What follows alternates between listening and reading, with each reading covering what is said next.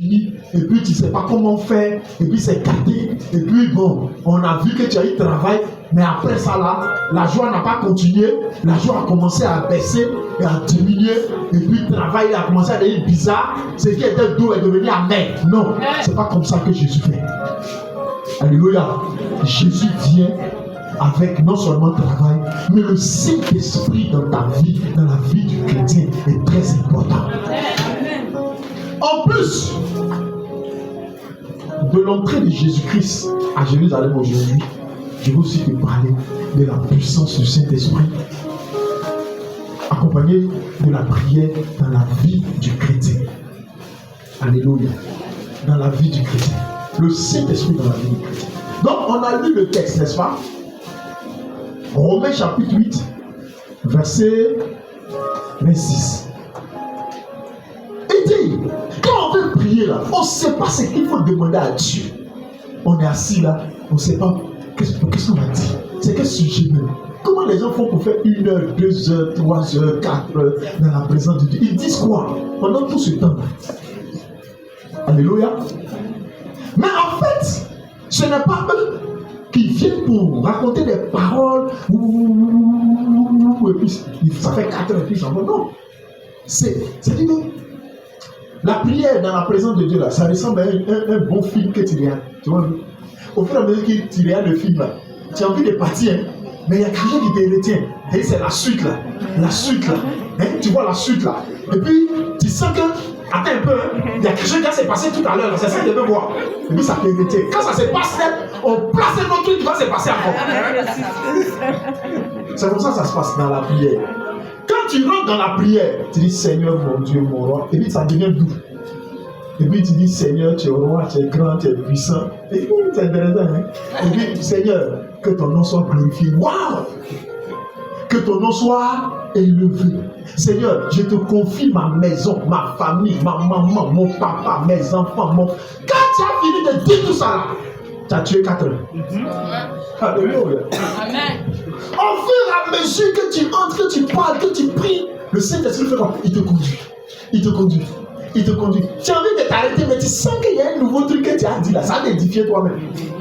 Et puis tu es là, dans sa présence. Et puis tu es là, en train de prier. Et puis tu es là, en train de lui parler. Mais quand tu es en train de faire ça, tu es en train de parler, tu sais qui a le Saint-Esprit.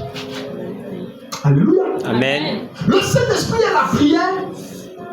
Soit il y a un qui vient avec son ami, ou bien il y a quelque chose qui envoie son camarade.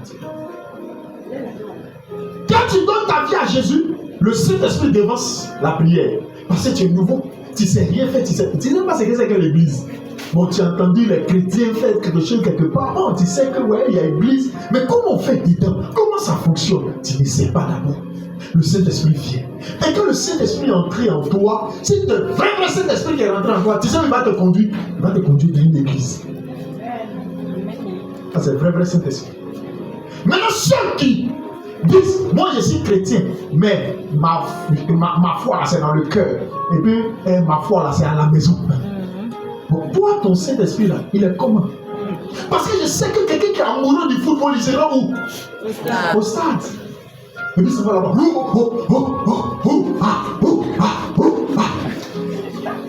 C'est qu'il va faire ça là. C'est là qu'il va se sentir amoureux du sport. Mais quand toi, tu as le Saint-Esprit, et puis tu aimes Jésus, tu aimes la prière, tu aimes tout ça, tu vas où? C'est à l'église. Donc le Saint-Esprit te conduit à l'église. Quand il t'envoie à l'église, tout ce qui se fait à l'église, tu commences à aimer. Ça te plaît. Et quand tu pries, tu pries Seigneur. Et puis tu vois, tu entends l'autre les prie. Oh Dieu, oh puissant guerrier. Ah, c'est gâté. Puissant quoi? Guerrier. Tu comprends? Et puis quand il prie là, il ne s'arrête pas. Il va vite. Et puis on ne dirait même pas qu'il cherche le mot. On dirait même pas. On dirait le mot là, on dirait placé, puis il dit. Donc toi, si tu as envie de faire quoi? Tu as envie de faire comme lui. Ouais, tu m'as fait dire. Est-ce que tu l'as vu? Il dit ses yeux sont fermés, elle ne regarde même pas quelque part. Et puis il dit Seigneur, puissant guerrier, fort dans le combat, Père céleste. Tu es devenu comme elle. Donc toi aussi, quand tu arrives à qu'est-ce que tu fais? Tu t'entraînes. Tu rentres dans ta chambre, tu dis Père céleste, puissant guerrier, fort dans le combat. Et puis ça vient un peu. Et puis quand tu dis ces 3 mots-là, tu sens qu'il y a un autre truc qui vient. Mais c'est pas sécurité. Tu sais pas ce que ça veut dire. Tu commences à dire Dieu d'Isaac. Dieu de Jacob. Tu comprends? Tu dis, mais ça, la sécurité où? Toi-même là, tu viens d'arriver, tu ne sais même pas qui est Isaac. Tu ne sais même pas qui est Jacob. Tu ne sais même pas qui est Abraham. Mais tu dis, et ça sort comme ça sort. C'est le Saint-Esprit qui fait ça. Il dit, on est faible, on ne connaît pas, on manque de mots, on ne sait pas quoi dire.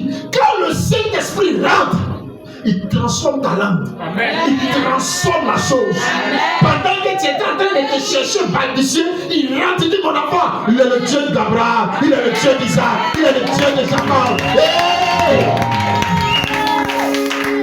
Le Saint-Esprit t'aide. Il pousse encore des soupirs inexprimables.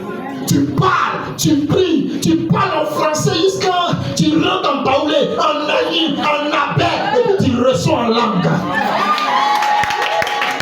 Alléluia. C'est le Saint-Esprit qui fait ça. Si tu n'as pas le Saint-Esprit, tu n'as rien. Si tu n'as pas le Saint-Esprit, tu vas regarder les gens comme ça dans l'église. Mais ceux-là, ils ont quoi? Dans l'église et tout ça. Même pour louer le Seigneur, louer, danser. Quand Jésus, quand le Saint-Esprit entre, tes pas de danse changent. Alléluia. Amen. Tes pas de danse changent. Tu sens, vous voyez non? Regardez. Tout à l'heure là, non, le diable est fort. Comment il est là? Non, il est fort. Acclame le Seigneur. Alléluia. Écoutez, quand vous voyez un matin comme ça assis, et puis un coup il se lève et puis moi là-dedans, c'est le Saint-Esprit est rentré. Amen. Le Saint-Esprit est rentré. Ouais, généralement, elles sont dans leur moment.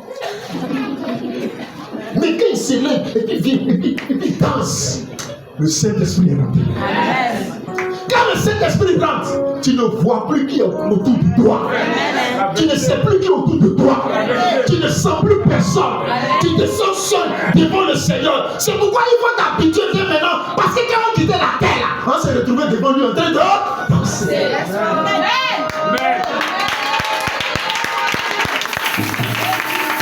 Si tu ne t'es pas entraîné ici, le lit que tu as arrivé devant lui, tu as dit, on va voir. Comment on va? Donc c'est ici, tu t'entraînes, tu es emporté, tu te sens transporté par le Saint-Esprit, tu danses. Et quand tu es en train de danser, les amis, quand le Saint-Esprit est là, il y a un puissant, il y a un dominateur, il y a un esprit qui tombe toujours. Il tombe toujours. Il ne peut pas tenir debout. Pendant que toi tu loues le roi des rois, il n'y a pas deux choses. Quand tu loues le roi des rois, il ne peut pas s'asseoir. Il ne peut pas rester dans ta vie. Il ne peut pas s'asseoir dans ton commerce, dans tes affaires, dans ton travail. Il ne peut pas s'asseoir là-bas. Il est obligé de déménager. Parce que quand tu danses pour le Seigneur, conduit par le Saint-Esprit, c'est-à-dire que tu es connecté à quelqu'un, à quelque chose, à l'Esprit de Dieu et au roi des rois qui est au ciel. Amen. Et c'est devant lui que tu danses. Et lui, il est obligé de déménager. Il est obligé de partir. C'est pourquoi quand tu rentres à la maison et tu retournes la semaine qui suit au travail, tu sens une force qui t'accompagne. Amen. Tu es rechargé. Amen. Ta batterie est belle. Amen. Et puis maintenant tu avances. Tous ceux qui dans ton travail, dans ton commerce, dans le marché là, étaient allés vous faire Nancy G, tout ça, ils reculent. Amen. Ils reculent. Amen. J'ai dit ils reculent. Amen. Au nom de Jésus. Ils sont obligés de reculer. Écoutez-moi, le monde que vous voyez là, si Dieu ne vous a pas montré le monde, vous allez le prendre aussi simplement. C'est pourquoi quand on vient à l'église, on ne vient pas pour faire les choses simples, on vient pour faire les choses spirituelles. Amen. Quand la louange commence, tu viens enlever les chaises. Il ne faut pas te sentir bizarre. Tu comprends un peu, non? Voilà, tu es trop choco, il faut qu'on place ta chaise. Non, écoutez, moi je suis là, il fait trop chaud ici. Je ne peux pas transpirer. Hey!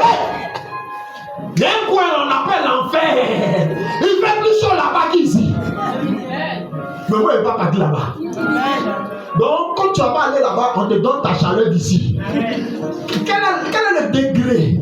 40, 45 fois, c'est faisable. Là-bas, en enfer, là, c'est 888 millions de degrés. Tu peux supporter? Toi, tu es dans 40. Il fait trop chaud. Les gens se souffrent. Quand on va aller dans 800 000, tu ne peux pas supporter. C'est pourquoi laisse la chaleur, laisse ton tapement, laisse ton habit et puis danse pour Jésus. Amen. Faut danser pour lui. Le roi David, quand l'âge rentrait, il était rempli de l'esprit parce que le Saint-Esprit dans le temps là, il venait sur le roi, sur le prophète pour une mission particulière. Donc il était rempli de l'esprit et il a commencé à danser. Il a tellement dansé qu'il a oublié qu'il était le roi d'Israël. Mais en réalité, il dansait devant un roi plus grand que lui. Le roi des rois. Il dit le roi des rois. Le roi des rois. Le roi des rois. Le roi des rois. Danse devant le roi des rois. Danse devant le Seigneur des seigneurs. C'est le roi des rois qui va te positionner. Écoute-moi, quand dans sa présence, quand dans sa maison tu as été un enfant, dans l'entreprise tu deviens le boss. Alléluia. Mais si dans sa présence, dans son église tu as été le boss, dans l'entreprise